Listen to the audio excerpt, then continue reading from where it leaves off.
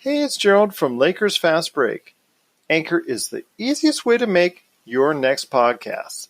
It's absolutely free, and their creation tools will allow you to record and edit your show right from your phone or your home computer. Anchor will then distribute your podcast for you so it can be heard on great podcast outlets like Spotify, Apple Podcasts, Radio Public, Google Podcasts, and many more. You can even make money from your podcast with no minimum listenership. It's everything you need to make a podcast all in one place. So download the free Anchor app today or go to anchor.fm to get started on your next podcast.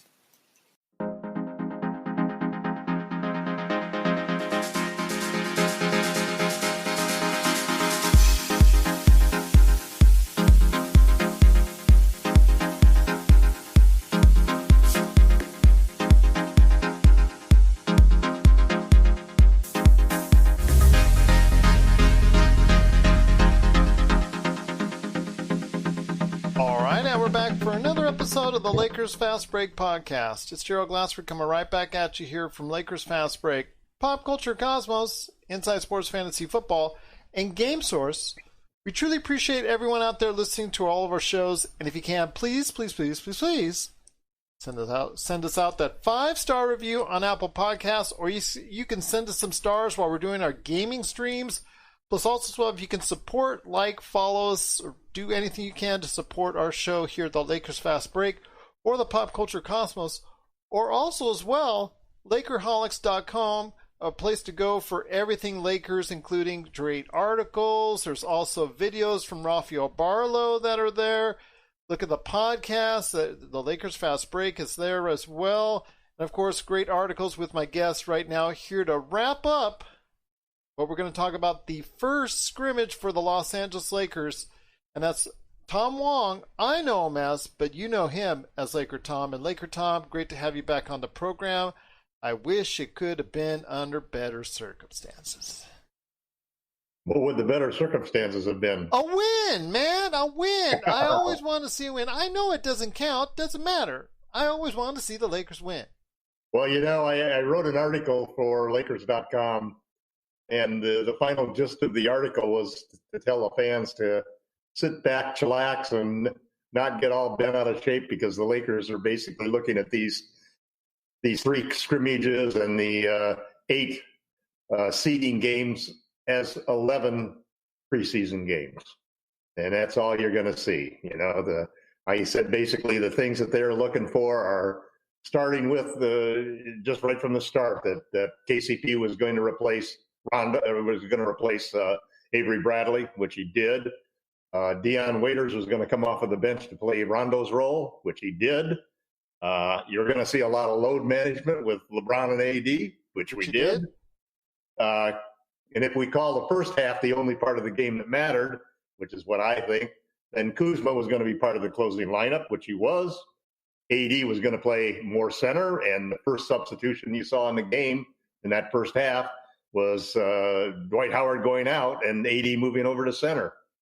And then last but not least, THT, Devontae, and Costas were going to get some minutes to play, and that's exactly how things rolled out. Lakers lost by 4, but all that really mattered was they led by 11 at the half. LeBron and AD both scored 12 points again, each on better than 50% shooting from the field. Dion Waiters came in and did a great job, both playmaking and scoring. He looked really smooth. Kuzma looked confident. He struggled a little on defense because he was given the job of trying to stop Luka, which is not many people can stop that man. He's definitely the most improved player in the league this year. But I thought I was impressed that Kuz, even though he didn't hit his first few shots, he hung in there. He had a couple of good defensive plays. They played deep. They played zone on a couple of possessions, and he made some good reads and got an interception and a tip and another one. So I was pretty happy. I was really happy with the first half. LeBron looked like LeBron. It looked like, as far as LeBron was concerned, this was not a scrimmage. He definitely came in there and played just like he was getting ready for the playoffs. And And if you were to think about, 11 games left in the season and how LeBron normally approaches the end of the year, ramping it up for the playoffs, I think we saw that today. AD looked great. The timing looked great. The two of them really impressive. And Waiters, as you know, is, along with Kuzma, my wild cards for the Lakers to really be able to have a easy ride to the championship. And I thought Waiters was very impressive. Glad you got that off your chest, my friend, because there are some things I want to talk about. First of all, I was pleasantly surprised that the turnovers were not as bad as I thought they would be, because we saw, especially in that Denver game, where the turnovers were just really killing the team, even though Denver really still came out on top against Washington. But that's not hard, seeing what Washington could roll out right now. But yes, I'm happy that it was a lot cleaner game than what I thought it was going to be. Defensively, they were atrocious. I'm not going to kid you wrong. They need to get that back. They cannot be worse defending the three-point area than what they were here. Let's just put that out there. Having Seth Curry just explode from three-point lane and three-point area was just inexcusable after a while. And the fact that Luka and also Kristaps Porzingis and also Max Kleba were just having a field day from the three-point area. I understand giving up a lot of threes. I know Milwaukee does it as part of their whole defensive scheme, but to not even put a hand or contest even from far away on a lot of these shots was simply something that they have to work on. Frank Vogel needs to go ahead and focus on that. It worked for a while in the first half, because after they got off to a torrid start, they started to get a little bit cold in the second quarter. So that's when the Lakers really started to take over.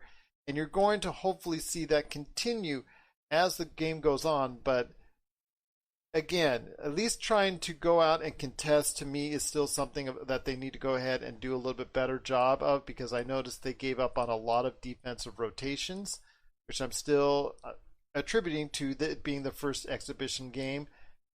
I did like what I saw out of AD and LeBron. They're back in mid-season form already, and it was beautiful to watch. That part of it I enjoyed. KCP was non-existent, and that's you cannot get 17 minutes of nothing. It has to be more than 17 minutes of nothing. So KCP needs to be more consistent. That's something that's always plagued him, is inconsistency. And he cannot have that. He's got to go ahead and be more effective out there on the floor. I do like Danny Green showing up. That was something that we need to have going forward in the playoffs, so I like that. Quinn Cook, as I told you before, was somebody that can contribute, but defensively you see the issues there. Kyle Kuzma, like you said, came in with a lot of confidence, and unfortunately Luka Doncic eroded a lot of that confidence because he just played this absolutely horrible defense against him.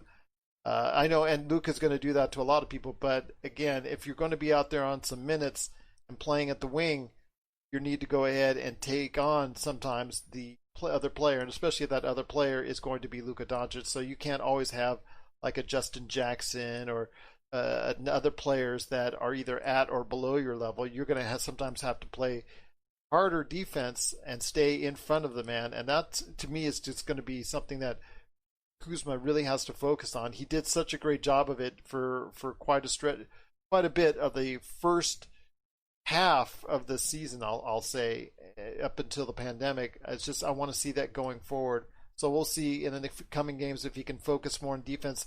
Offensively, it's still not there yet, and we need to go ahead and be a little bit more patient with that, because it's still a mess at this point in time. Although he did facilitate the offense when he was asked to do that a lot better. His passing was a lot better. But yes, something when it left to him to go ahead and create offense on his own, still wasn't a very good mix. Dion Waiters, welcome to Waiters Island, because it looks like it was just a great job that he did for someone that was trying to get acclimated into what the Lakers scheme is all about. J.R. Smith started to really tune it up at the end, so hopefully he can translate the end of the game momentum to what he can do going forward as far as contribution. And I want to ask you this, my friend, and especially because Troy Daniels scored 22 points for the Denver Nuggets yesterday. What the heck is Jared Dudley still on the team? Not once in all these podcasts that you and I did over the course of the pandemic while the Lakers were out playing, did we even once mention Jared Dudley? And there's a reason for that. Because instantly he comes in the game and it's effectively a minus on the plus-minus scale. So I'm sorry, there's no way Jared Dudley's going to be able to give you any type of real effective minutes outside of maybe taking a charge or two. And then you have the guys like Tentacumpo, K-Cock, and THT who are just not ready for NBA action at this point. It's apparent to see already. This was at times looking very much like a summer league game. And the look of it, summer league game. That's the way it should be treated. Preseason, It is. But I still think that's what we're. I mean, that was the really whole point of my article, is that you got to expect that the Lakers, after they got that first half in and won the first half by 11, that was the game. The rest of it was really a scrimmage. Lakers really didn't care about what happened the rest of the game. But it shows some glaring weaknesses. Nobody got injured, and KCP's turned an ankle, and that doesn't seem to have bothered him.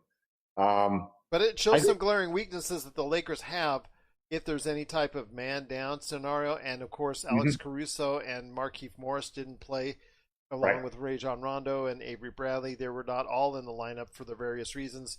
Alex Caruso with a back contusion. Markieff Morris just got into the bubble, so they weren't ready to play at this point in time. But you can feel it once you start losing a man here, a man there. The Lakers, as a whole, their depth is really hard. And of course, like you said, the third quarter came around, no AD, no LeBron, and the Dallas Mavericks had their starters in, and that's when he started to take advantage.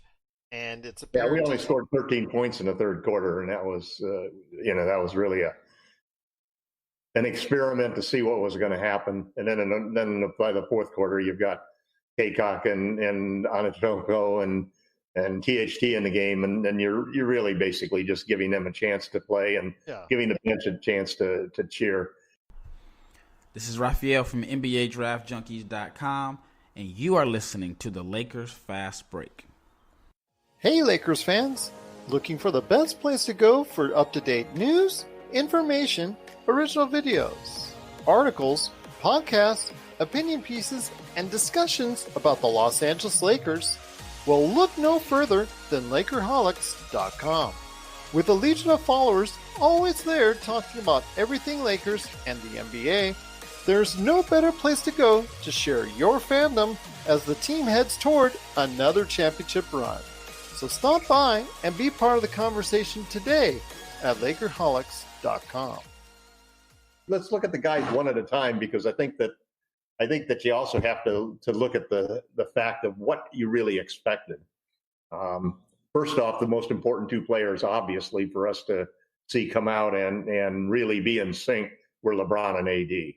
And anybody had to be very happy with their performance. They led the team to an 11-point lead, despite hot shooting by Steph Curry, whom I believe is a free agent. And, man, I would love to get that guy on the Lakers. Should have got him last year. Yeah, he was. Yeah, he basically could shoot the ball, man. Rondo instead. Yeah, but it's some things are politics and some things are not politics. I think Curry just seemed to be one of those guys who's never had much. You never hear about him being talked about with the Lakers, and he's always seemed to be on teams that you wonder why there was never any interest in him. And he continued to get better and better. I mean, he was the second best three-point shooter in the entire league, 45%. That's pretty impressive, 6 for 6 to start off the game. But going back to looking at the individual matchups and so forth, and the key components of the Lakers are, they'll go as far as LeBron James and Anthony Davis can take us. And so you have to, number one, say that's an A-plus performance by the two of them. I will. LeBron was getting to the basket. AD was hitting his threes. He was hitting his mid-ranges. He was doing everything that you would want, playing good defense. I watched LeBron play defense, and my God, he was really sticking with his man.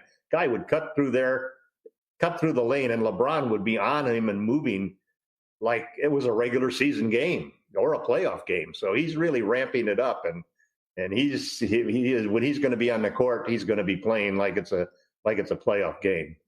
And then probably the next most important two players to see come through, in my mind, as I've said all of our podcasts, was Dion Waiters and Kyle Kuzma. Waiters made some great reads, some great passes. He shot the ball well. He looked in shape. He never seemed to make bad reads and bad plays. So I was really impressed, and I think that really bodes well for the Lakers. Kuzma, I give him. I'm not as hard as you are on having to guard Luka Doncic. I mean, I've seen Luka Doncic take LeBron to school, and I've seen him take AD to school. The kid but these things will be happening in the course of a matchup against the Mavericks in the playoffs. Yeah, but in those matchups, you may see LeBron James or AD covering him more. I'm willing to, you can't put too much on performance in a scrimmage in a situation like the bowl. These are when the habits start forming. For yeah, good but and for bad. habits are a lot. One scrimmage is not a habit. One scrimmage is just an outlier. All right. I tell you that what impressed me about Kuzma was he went down for a little jump shot from the elbow, from the right elbow, and there was a foul on the screen. And then he did the same exact thing the next play. He came back in the same exact play. Nice. And he not only hit the one on the foul, but he came right back and he hit the one off of the very nice. And of course, that was good sign. And then he hit a three later in the game. So it's and those are some good signs in there. And he did dribble a ball and went into the key and made a great pass. He made a couple of nice lob passes and so forth. Some signs. So there. the thing about it is that if it were anybody else but Doncic, I might be worried. But Doncic, he is just a very difficult cover, especially when he gets inside. He reminds me in a lot of ways of Kawhi Leonard in that he can kill you from outside. But the worst situation is to let him get in the mid-range area because he's just going to get a shot off, and he's almost always going to make that shot. So, I'm still encouraged that Kuz is going to come through and Waiters. So, as far as I'm concerned, I'd give an A for sure to Waiters, and I'd give Kuzma a B. You'd probably give him a C, but I'd give him a B. And then after that, I think that Quinn Cook looked like a very serviceable guard. I wonder who would have said that. I've always liked Cook, even though it takes a talent to be able to sit on the bench as long as Cook does, come into the game and shoot. And same with Troy Daniels. Both of those guys are guys that that doesn't matter how long they've been on their butt in a game and how many times they have gotten a DNP. You put them in the game and they'll shoot and they have unlimited range, both guys. So I was sorry, it's funny that the bad side is defense. I thought Waiters, for example, really did not play great defense. There were several threes that were made when he made reads and took a step the wrong way before a pass went to somebody in the corner. Jared Dudley also made a lead, but Dudley's there for a lot of different reasons, and those reasons, if you go back through the season and you look at his defensive rating and you look at certain defensive plays, you look at his 3-point shooting. Aside from being a mentor and somebody that is really important in the locker room for the chemistry, Duds usually comes through in the big games, and he plays well in those situations. And he's one of those guys who, as a veteran, is not afraid to come in and to take and cover a tough cover and to take a tough shot when he has to. And he'll make that shot most of the time. So, why was he in there versus other player? Probably because we're down 4 players that were in our normal rotation. And J.R. Smith's obviously not ready to, J.R. looked like he hadn't played for 600 days. No, not at the very end. He actually started to really warm up to it and started to look a lot better, hitting a 3. His pass behind the back for a layup, I thought that was very good. I thought his signs there were there. That true, but he's still got a lot of conditioning to get into shape. Of course, and I'm not doubting that. And having Jared Dudley in now just to fill up some of the minutes in the exhibition season is fine. But to Yeah, see and him, I think that's the reason why. him, I mean, first you got to have Caruso. You got Caruso out of the game. yeah. You got Morris out of the game. And I get that, and I understand. And he's going to be filling up most of the time on this exhibition season. But to see him on the roster still continuously, and I understand you could give me all the locker room stuff that you give me, but when you see him on the roster and you see, what you have with Troy Daniels in Denver, again, I told you then, and I'll tell you now. You thought they should have kept Duds instead of Troy? They should have kept Troy instead of Dudley. Absolutely. Yeah. 10 times out of 10. What I think you're ignoring, with all due respect, Gerald, is position. We were overloaded with guards. We were very shorthanded with bigs, with guys forwards. That's our weakness, forwards and wings. But if we have a forward who could really not match up in the NBA because it's either age has already set in, I understand he can. But if you ask the coaches, you ask LeBron, you ask AD, they trust Duds. Okay, well then they also trust Rondo too. And I know listen. I mean, you might, Is he clutch too? Is he clutch too? Is Dudley clutch too? That's what I want to ask. Is clutch too? I think he is clutch. There you go. Well, that answered our questions. Do. Let's move on from Jared Dudley because that could be an issue all day with me. Well, here's something I want to talk about. Okay. If I can take over the wouldn't be the first time, but go ahead, take over. There's a couple of things that I think are really important that we saw and started to see when we watched the. I know you did too. I watched a little of the games yesterday, the scrimmages yesterday, and I'm sure you did too. And one of the first thing is that I think the NBA really has aced this whole bubble situation.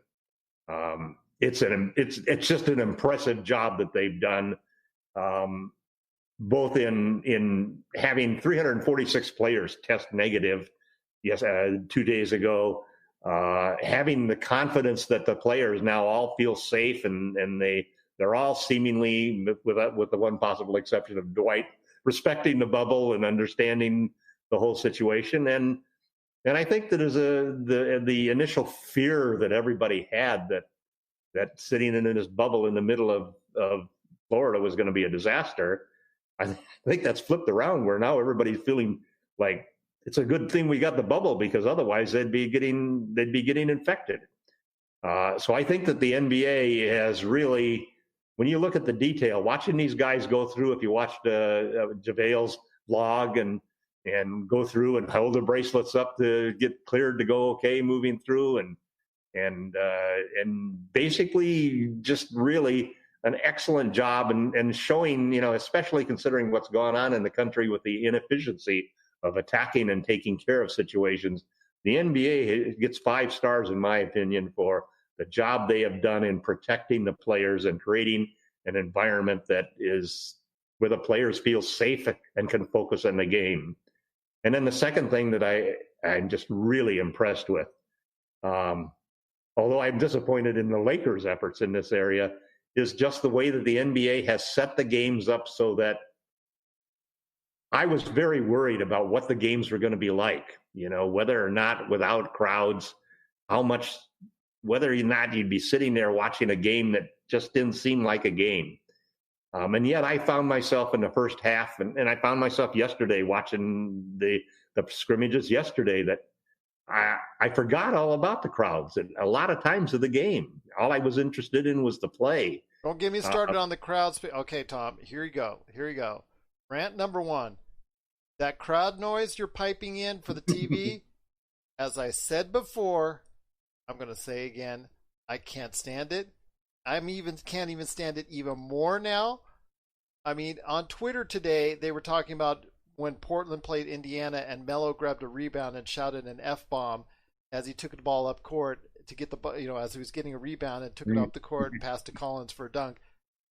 I would have loved to have heard that. I did hear it on Twitter, but I would, if I'm a fan, that's what I want to hear. That's the real sounds of the game going on. They don't want you to hear that. Yeah, they want you to hear that. And then, of course, your little girls might be in the room, man. I had one cheering with me, so, but, unfortunately, she's. You don't want to be sitting there holding her ears while as she tells me, she doesn't say the stuff. but she goes to middle school and hears it every day. So that'll tell you right there. Right. That speaks volumes right there about our school system. But anyways, getting back to what we're going on with this, the piped-in crowd is awful. Let's get rid of it. Don't give me the 2K sounds. They're not 2K. That's not 2K. That's just bad piped-in sounds. Get rid of it. The ambiance, I don't care if it really looks like EuroLeague, but it does look like EuroLeague, and that's kind of cool. I didn't mind that at all. I like that feel. Did you see the Heat's big video screen with the video screen is behind. That's great. I like it. I enjoy it. And then also the Spectrum crowd, the Spectrum commentary crew. That unfortunately was something that is left to be desired. They're great for post game and pre game, but you need to have the regular Laker broadcasters or professional broadcasters back doing the games because. No, I don't really want to hear what's going on. I wonder if they're going to do that, or are they going to have? Obviously, if TNT is doing games, it'll be TNT, and if it's ABC, it'll be the ABC crews. But it's kind of interesting that the Lakers didn't bring their court, nor did they bring anything other than banners surrounding the scrimmage. Because you don't need it. It does not. It's not even a psychological advantage. It does not really help.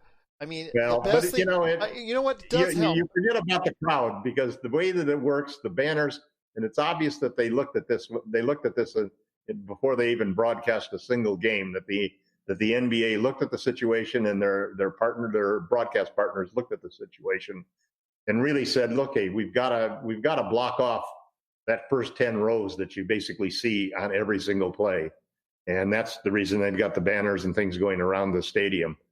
I like the look. I think I would have preferred to have seen Black Lives Matter, some statements to support the players in that sense. Well, I'm hoping that they're going to do that. I'm hoping that they're going to show that on the video walls and integrate that a lot more than just the Lakers banner and the Lakers video walls and things of that nature. Like or whoever the home team is. But I watched the first half, Gerald, and I was fine with the piped-in noise, and I was fine with the banners cutting off the crowd. No, I can't play with the piped-in noise. That was awful. Get rid of it yesterday.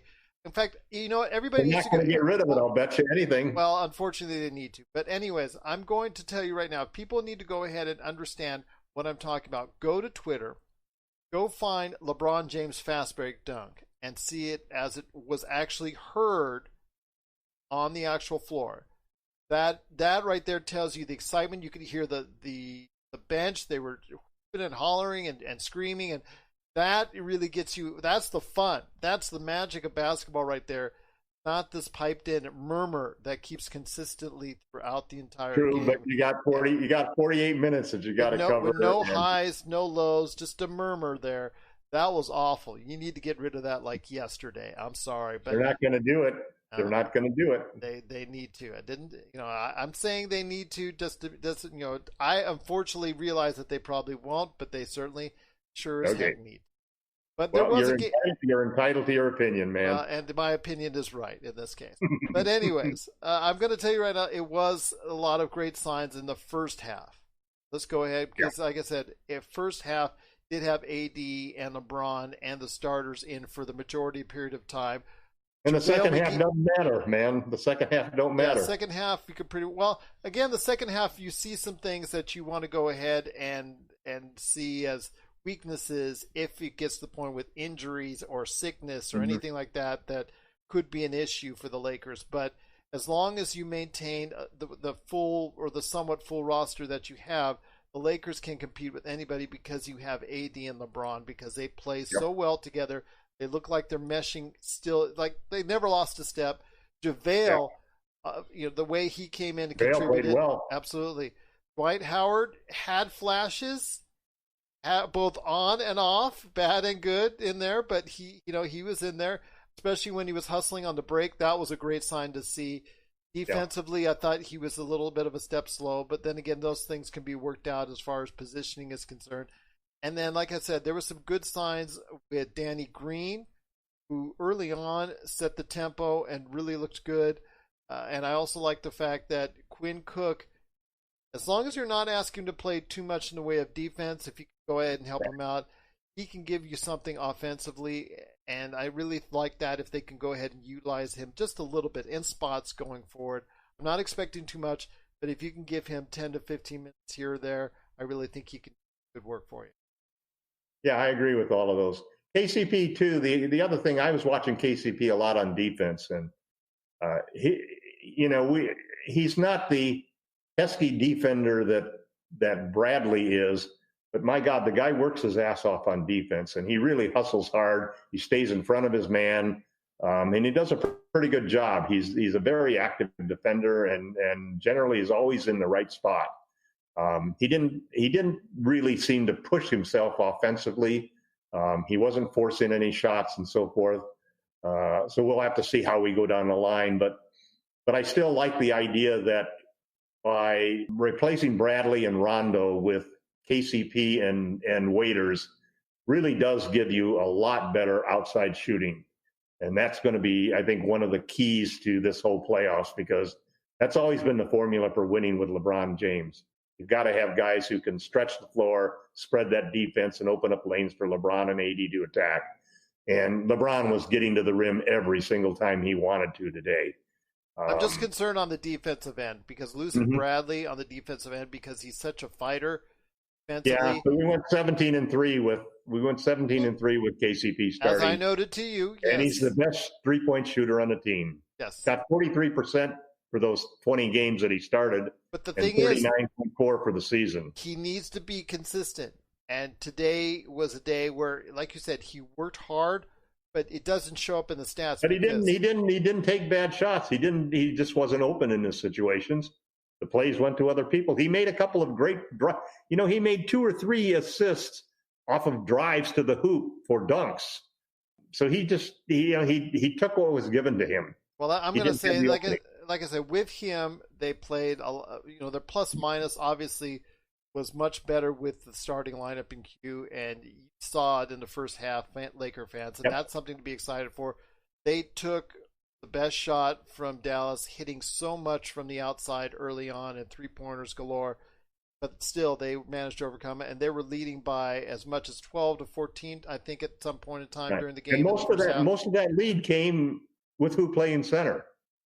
That's true. Anthony Davis playing center. Yep. Imagine that, my friend. Imagine that. Gee, what a shock. What a surprise. We'll be back with more of the Lakers Fast Break podcast.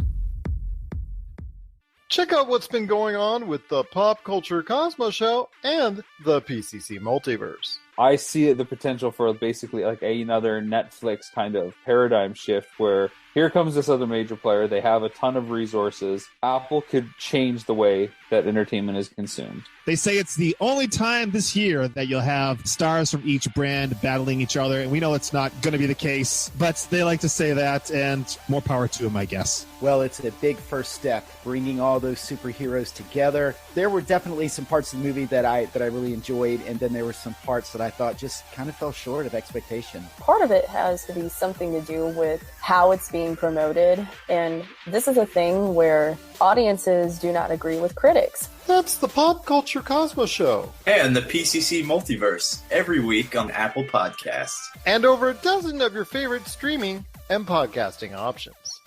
But, that was one of the things that you heard, I don't know whether it was misinformation that Vogel is trying to put out to people about how we're going to, this is after we beat the Bucks and the Clippers with a lot of AD at center 50% of the time. AD or Morris were playing center in those 2 wins, and Vogel comes out and announces that we're gonna ride this this JaVale McGee, Dwight Howard center tandem just like we did in the regular season.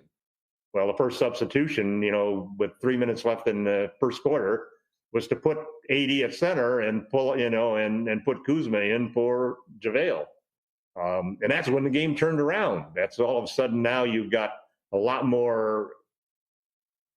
You have a lot more flexibility. You've got quickness on the outside, and even during that period when Doncic was taking advantage of Kuzma and scoring over and over, we still spread that lead out to 10 points, and it was basically because we've got better perimeter shooting and because the floor is opened up because LeBron can get to the basket. It makes a big difference. We're going to see this same pattern all the way through until the season starts, I think. And I think we may, with the Clipper game, may be the exception. But I think the next two scrimmages are going to be exactly like this. LeBron and AD are going to play the first half, and they're going to play like it's a regular season game. And then they're going to sit the rest of the second halves. And then we'll play them, they'll play the Clippers game like it's a real game. And after that, with only needing 3 wins out of the next 7 games, the Lakers are going to just basically slide through. You'll see them play a lot of different people. They're going to try to get Waiters a lot of playing time so he can get used to what's happening, so he can improve on defense and know exactly where he's supposed to rotate and so forth. They're going to try to get Kuzma's confidence going and get him going so he can really be a scoring threat and show that he can play in a well-around game. And I think you're going to see the same thing from Danny Green and Alex Caruso. Those are the 2 stalwarts that basically you got to count on to just produce like they always produce. They have a 20-point game every so often, but most of the time they're going to score 10 points, play solid defense, make the right plays, be the glue players that hold the team together. McGee is basically going to start and play the first, 7 or 8 minutes of each half, and then probably not play again in the rest of the game until the second half. He'll play the first 7 or 8 minutes of the second half, and then he probably won't go in. Howard will come in on situations, but we're going to see a lot of AD at center and Morris at center. I think integrating Morris will be another one of the main key things that we're going to see during the seeding games. But boy, that last 3 or 4 seeding games are going to probably be just like the second halves of this game. We're not going to care who really wins those games. We'll easily lock up the number 1 seed. And even if we didn't lock up the number 1 seed, it really doesn't matter. I mean, in fact, if Portland goes and becomes the number 8 seed, we'd probably be better off playing whoever's number 7 at that point in time, because they're going to be one of those teams from 3 to 6 or 3 to 7 right now that stumble, because the Mavs are probably going to move up. I think the Mavs are, they have a really good offense, and man, that guy Boban he is so tall. It's just incredible watching him take a little, 2-foot jump shot, and Howard is jumping like heck just to try to get up as high as he's releasing the ball. He's a real character, man. I loved him in the John Wick movie. He's got to be one of the more lovable guys in the league at this point in time, and he had a great game. Absolutely, he did.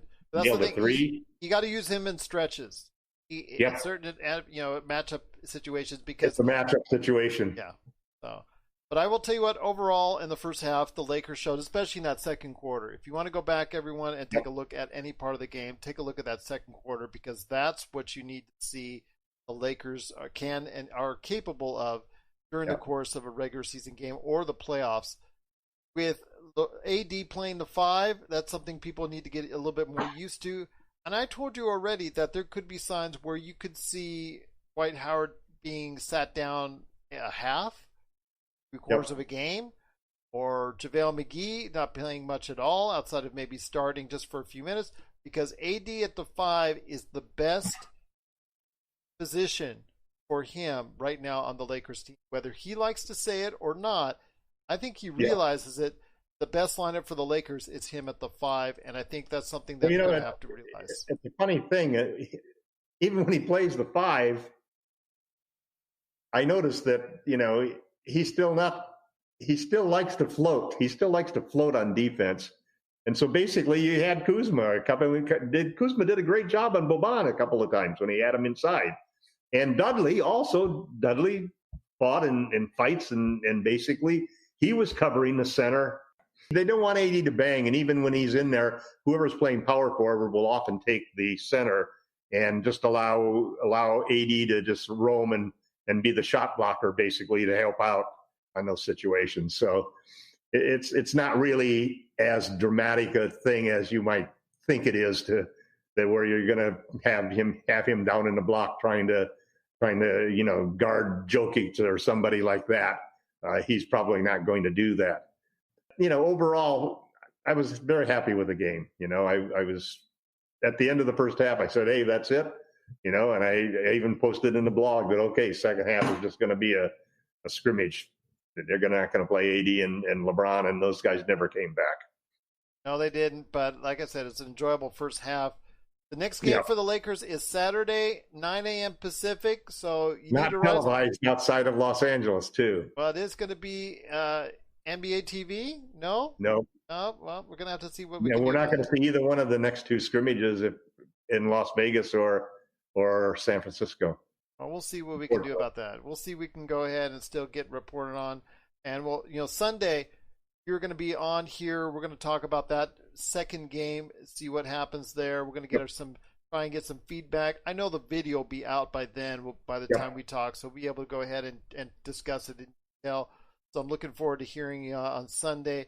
But LakerTom, before we head on out, I want to go ahead and get an update of what's going on with Lakerholics.com, because I can actually say it officially now. Lakerholics.com is live. I'm going to go ahead and show it to everyone right now. Again, it is Lakerholics.com. Be part of the conversation today at Lakerholics.com. You got the homepage, blogs, you got podcasts, videos from Rafael Barlow that he's going to be posting on there. You've got a lot of things that are going on when it concerns the Los Angeles Lakers, and there's no better place to talk about it than Lakerholics.com. But Tom, before we head on out, you got to tell everybody what's going on at Lakerholics.com. Well, we've taken us over 6 months to put the new site together, Gerald, and I've heard almost every single day of it too. We're really happy with it. We've still got some improvements that we're going to be making in the podcast page. Raphael's first video, I'm looking at some of the Lakers needs in the draft, and those same needs actually will be looked at him later down the road in free agency and trades. But we put together a great crew of people. It includes some new people like Raphael. I'm talking to a couple of other people who might be writing for the blog. We've got a great links page that's got like 40 or 50 links that you can one-click links to every one of the major statistical categories that you might want to check out on the Lakers. We've got some terrific polls that are in there. There's all sorts of social media features that enable to build up the community. We've had great response initially, and there's always people lurking. I was really surprised at the number of people that are lurking in and around that aren't members of the site, but that are basically there every day and looking at what's happening. So we're really happy with what's going on. We had a soft opening last Monday. We're going to have a grand opening probably before, I think, next Tuesday or Wednesday in preparation for the Lakers-Clippers, the first game of the resumed season, if you will. So if you're interested in having a great conversation, one of the things that makes Lakerholics.com different from all of the other aggregator sites or Laker sites that you would normally go to is that one of the big attractions is obviously the news and the articles and the podcasts and the videos that are created, the original content that are created specifically for the site. But the real big draw for the site is the conversations, the comments and the interaction between fans that are talking about the videos, talking about the podcast, talking about the articles, talking about the news posts and everything. And then it's those conversations that really are the main attraction on the site. And it's why the site's been around for the last 8 years and hangs on. It's like a reprise of the old Los Angeles Times Lakers blog. And it's filled with expats from that blog.